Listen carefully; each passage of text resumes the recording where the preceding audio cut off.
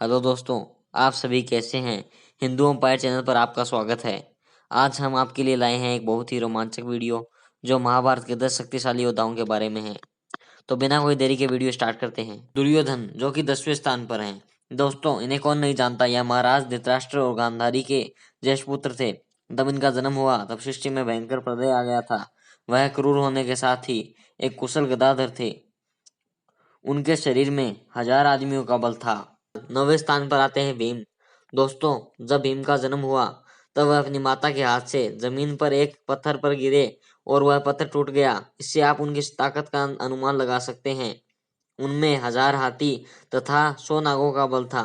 उन्होंने अकेले ही महाभारत के युद्ध में 100 कौरवों का संहार कर दिया था। 8वें स्थान पर आते हैं महात्मा विदुर। आप सबको एक बात पता होगी दोस्तों के विदुर यमराज के अवतार माने जाते हैं। वह अत्यधिक धर्मात्मा थे और वह हस्तिनापुर के महामंत्री थे। इसके साथ ही उन्हें प्रशिक्षण स्वयं पितामह भीष्म ने दिया था, जिनके गुरु भगवान स्वयं परशुराम थे। तो आप इनसे उनकी शक्ति का अंदाजा लगा सकते हैं। भले ही उनमें उन्होंने युद्ध में भाग ना लिया हो, किंतु वह बहुत शक्तिशाली योद्धा थे। 2वें नंबर पर अश्वत्थामा। अश्वत्थामा का जन्म भारद्वाज ऋषि के पुत्र द्रोण के यहाँ हुआ। उनके माता श्रद्धान की पुत्री कृपि थी। उनके पास ब्रह्मास्त्र, नारायण अस्त्र, ब्रह्मशीर अस्त्र आदि अस्त्र थे। अश्वत्थामा ने महाभारत में ब्रह्मास्त्र और नारायण अस्त्र का प्रयोग किया था, इसीलिए वह एक शक्तिशाली योद्धा है। उनके मस्तक पर एक मणि थी, जिनके कारण वह अपराजय थे। 6ठे नंबर पर अर्जुन। दोस्तों, अर्जुन को तो आप सभी जानते ही होंगे। वह विश्व के सर्वश्रेष्ठ धनुधारी थे। वह पांडवों की ओर से युद्ध करने वाले सबसे शक्तिशाली योद्धा थे। उनके पास ब्रह्मास्त्र, ब्रह्मशीर अस्त्र, पाशुपतास्त्र जैसे अस्त्र थे। उनके पास गांडीव धनुष था और वह देवराज इंद्र के भी पुत्र थे। महान योद्धा गुरु द्रोण। वह ऋषि भारद्वाज के पुत्र थे, जिनका जन्म उनके द्रोण कमंडल से हुआ था। गुरु द्रोण परशुराम के 3 महान शिष्यों में से एक थे। भगवान परशुराम ने अपने सारे शस्त्र इन्हें दान कर दिए थे। उनका वध भी छल से ही हुआ था। यह भी एक महान योद्धा थे। पितामह भीष्म जो कि 4थे स्थान पर हैं। यह माता गंगा और महाराज शांतनु के पुत्र थे। इन्होंने स्वयं भगवान परशुराम से युद्ध किया था।